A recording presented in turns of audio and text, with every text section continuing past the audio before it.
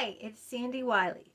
Welcome to my mental health channel, where I wipe away the stigma of mental illness by talking about my own struggles having borderline personality disorder as a former patient of almost 20 years.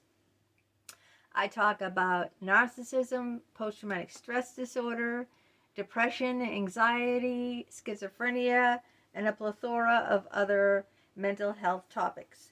But I only come on as a former patient. I am not a licensed therapist. I'm not even a health coach. I don't hold a degree in psychology, so I cannot give you a professional opinion. I can only share with you my own struggles and experiences as a former patient. And all I ask of you in return is to be kind in the comments and respectful. Think about before you type anything, is this going to hurt somebody? And if it is, refrain. We can discuss anything, we can disagree, but we need to show respect and kindness to one another. If you like what you see, give it a thumbs up. If you're new here, welcome to my channel, and please subscribe. Hit the subscribe button right there. Just hit it, subscribe, done. It's free. So today I'm going to talk about depression. I went through years of deep depression. Before I go into my own struggles with depression, if you're ever feeling hopeless and you've lost all despair or will to live, please call 988. 988 is a toll-free number. It's 24/7, okay? So, and I think that's throughout, it's throughout America. I'm not sure if you're out of country. It might be, check it out, but the number is 988. So just keep that in mind, and please realize that, what did George Harrison say? Everything passes. I think that was the title of one of his albums. But it is true. Everything passes. Nothing ever stays the same. And that works for good things as well as bad things. But as someone who's lived almost 60 years, that's over half a century, everything passes. So please, hang in there. Now, when I went through a deep depression, I had lost my job. My father was in a mental hospital for schizophrenia. He was delusional. I wasn't talking to my narcissistic mother because she badly abused me. And I was trying to get pregnant. I went to fertility doctors. They gave me a fertility drug called clomiphene. So they only told me to take half a pill because I had problems with my ovulation. I felt bad because my body wasn't functioning like other women's bodies. I'd go months and months without having any menstrual period at all. So I wasn't ovulating. No ovulation, no pregnancy, right? You need that egg. And my husband got tested out, and they said he had perfect fertilization. He was like blast off, the guy said. He had like gazillion healthy sperm, so it was all on me why we couldn't have a baby. Nothing to do with him. Sometimes it's both the man and the woman. Sometimes it's just a woman, and sometimes it's just the man. With us, it was just me. I was the problem. So I already felt bad about my body. And I lost my job, so I was already starting to gain weight because I didn't have a job to go to. And also I was getting frustrated that after a year I wasn't getting pregnant. But I finally did get pregnant on a half a pill of clomiphene, naturally. And I was so excited. I told all my friends. I cleared out a room in my house for the baby. We already picked out a name. Sarah Margaret. I mean, we were sure it was going to be a girl. We did not pick out a boy's name. So her name was going to be Sarah. We bought a bassinet. We bought toys. We bought everything. I bought pregnancy books, and I was all excited. I went for my first ultrasound, and I saw the little baby's heart beating, and they said, Once you see the baby's heart beating, it's a very, very good sign. But I wasn't out of my first trimester. I didn't wait to tell everyone. And I did miscarry. Now, when I miscarried, of course, I was rushed to the hospital and everything. They didn't do a D&C, which is they clean they clean your uterus all out of all the remains of the pregnancy. Why they didn't do a D&C, I don't want to get too graphic here with you, is because I miscarried into the toilet, and I took the fetus out of the toilet and brought it with me. I don't know why I did this. I thought I was saving my baby or something. Most women would probably flush it down the toilet, but I did not. Okay, I brought it to the hospital, and they examined it, and they said, "This is your baby." They said, "You lost it." So they said, "There's really no need to do anything more. Just go home." And they put me on heavy pain medication, and I had to have bed rest. But they didn't clean me out down there, and there was remaining pregnancy tissue. And that remaining pregnancy tissue, I tested positive on other pregnancy tests because I still had remaining pregnancy tissue in me. And for 2 years after that miscarriage, I could not get pregnant. And the reason now, looking back, hindsight's always 20/20, and I don't trust any of these doctors, is because my body did not expel all the pregnancy tissue. So it must have scarred me or did something. I mean, I eventually had 2 children, as you all know, naturally, without any fertility medication or doctors or anything. But at that point, 2 years later, I still could not have a baby, and the doctors told me I will never have a baby. That's what these doctors said. They looked me in the face and they said, "You will never have a baby." And of course, I just dumped their asses and went home and had 2 children. I could have had 3 or 4, but my husband got a vasectomy. But that's not the point. The point is, after the doctor told me I could no longer have a baby, after the miscarriage, I went into a very deep depression. I got up to almost 200 pounds. No one believes it. They look at me and they go, because I'm a petite woman. I'm only like 5'2", 115 pounds. Everyone looks at me and goes, "You were never that fat." Yes, I was that fat. And there's a lot of things people don't know about me that they'd be in great shock. And I'm going to let you in on it today. I did not leave the house, okay, after that. At that time where I lost my baby, Sarah. Also, I found out that my mother's best friend, Sally, her daughter, Becca, who my mother worships as if it was her own daughter, she went on to have a baby girl. And guess what she named her baby girl? Sarah. So she went on right after, not long after I miscarried, she gave birth to a baby girl, and she named that baby girl Sarah. And of course, my narcissistic mother had to rub it in my face. "Oh, Rebecca just had a baby girl named Sarah." Right after, shortly after, I don't know, the exact time frame, shortly after I miscarried my child, and I was going to name her Sarah. So, rub that salt on the wound. Rub it in. So what I did was I slept on a mattress out in the living room, and all I did was eat and sleep all day. I put all the shades down in the house. I didn't want to live. Okay, I didn't do anything crazy. All right, but I did not want to live. I didn't think life had any meaning for me. All I wanted to do was be a mother. That's what I wanted, and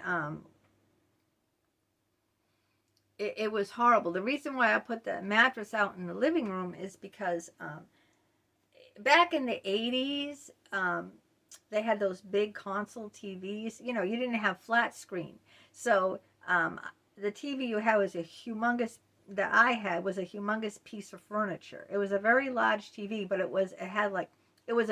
you couldn't carry it out. No one would be able to steal it. It's not like a flat screen. It was a big screen TV, but it was a very heavy, big box. Remember, if you had a TV, a big TV in the 80s, that's what you had. Your TV was like a piece of furniture.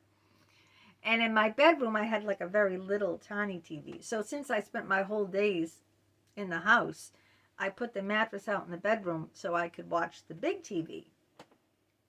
And that's all I did. Okay? I ate, I slept, and watched TV. I never left the house. I didn't really have any will to live. The doctor told me, you're never going to have children.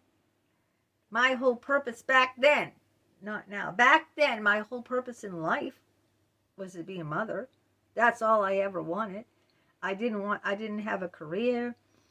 I didn't have anything else. That was it. And then I found out that, the girl I hate, who my mother worships, she had a daughter, the same name I was going to name my daughter. So, of course, my mother's like, oh, I got to buy her baby a nice gift. Rub, rub, rub, rub, rub, rub, rub in my face. So, I was just, and then everyone else was having a baby too. Everyone and their uncle, well, aunt. Everybody was having babies. My sister-in-law, I think she had twins. Not one baby, but 2 babies. And she already had a boy, so this was her 3rd child. Everyone. And then I had this friend from work named Cindy. Never mentioned her before because, why would I mention a creep like that? She wrote me this real nasty letter about how her sister just had a baby girl. And she like, why are you telling me this? I just told you I had a miscarriage. And I just wanted to be alone.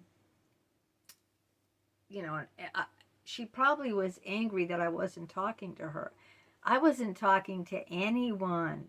Okay? I didn't leave the house. I slept all day. I told her this, okay? But she was probably pissed off that I wasn't answering the phone or talking to her. It's like, I'm in a major depression, lady, okay? I'm telling you I'm in a major depression. I'm telling you I don't leave the house. I don't talk to anyone. I lost my baby. The doctors say I can't have another baby. My mother is rubbing it in every friggin' chance she gets in my face, and I really don't want to go on anymore. That was my sole purpose in life. And then she writes me, and she's supposed to be, I love these people who are supposed to be my friend, That's why, people, I have no friends and never will, okay? Because with my kind of friends, who needs enemies, really? Who needs enemies with my kind of friends? So, it was a horrible, I really know what it's like to wake up and not want to get out of bed, not want to get dressed, not want to bathe, not want to exist. I've been there, not want to leave the house, don't want to talk to anyone, don't go to Christmas. If you're invited to holidays, you don't go anywhere. You just stay home. And Christmas Day, of course, my parents, they have a big crowd up. And, of course, I was invited. I didn't want to hear that crap, rubbing salt in the wound of all the, We ordered Chinese food. So we had takeout Chinese food sitting in a mattress in the living room with the shades down. There was no light. I didn't put no light on. Pitch black, darkness, 24/7. Even if it was sunny outside. Who could tell? I had heavy blinds, and I put them all down, and that's it. So I've been there. I've known what it's like, not to want to go on, not to have any willpower to even brush your teeth. I've been there. Okay, I know. I did call hotline once during that time. I don't know what it was, and talk to just to have someone to talk to, but they didn't really help me. Not saying it's not going to help you. The woman was very nice and kind, but she wasn't going to change my situation, right? She could say all the sweet and beautiful one thing, but what did I say when we first started this video? I said everything passes. Where am I now? I did become a mother. to two beautiful boys. Of course, one got stricken down with meningitis in the hospital and lost his mind, which is very unfortunate. My other son is going for his doctorate degree. So in one hand, I was dealt a very bad blow with Alex. But on the other hand, my other son, in fact, in September, we're going for a week down in Orlando. He's getting, because we're going to have a big vacation there, the works. But we're going down there for a purpose. He's getting his master's degree. In September, he's graduating, and it's in Orlando at the Hyatt Regency. And since we're going to go down there for his graduation, we're going to spend a week there, and we're going to party. There's 3 pools at that hotel. We're going to swim. We're going to go to Disney World and have a blast, okay? And then he's going to go on for his doctorate degree, too. So I told him you can do anything you put your mind to. So I did pass. That's why I'm sitting here talking, doing these videos to let you know everything passes. Everything. I'm not telling you you're going to get over things. I didn't say that. I didn't say, oh, you're going to get over it. Or, time heals all wounds. I didn't say that, did I? I didn't say that. I said everything passes. It's true. Everything passes. We're going to die, right? Nothing's going to stay the same, ever. There's change. That's all life is about, is change, okay? Nothing stays the same. So when I say everything passes, is that the moment you're in now, whether you're happy, sad, sick, in pain, will pass. It will. It will pass. Okay? So please, that was my experience. I went on to have 2 boys. Unfortunately, about Alex. I'm doing what I'm passionate about. I'm doing my videos on mental health. I'm writing my books on Amazon. I'm publishing poetry in magazines. And I'm in shape. I'm taking better care of my health. I go out every single day. I'm no longer in that funk that I was in. But I've been there, so I've been there myself. So I know how it feels. Please, if you feel desperate, please, 988 is the number. And please leave comments. Let me know what you're going through. Not enough people leave it. The same people leave the comments. Just the same group of people. I mean, I like to hear from everyone, I'm not telling you not to comment. I'm just telling you to be kind in the comments. There's a big difference.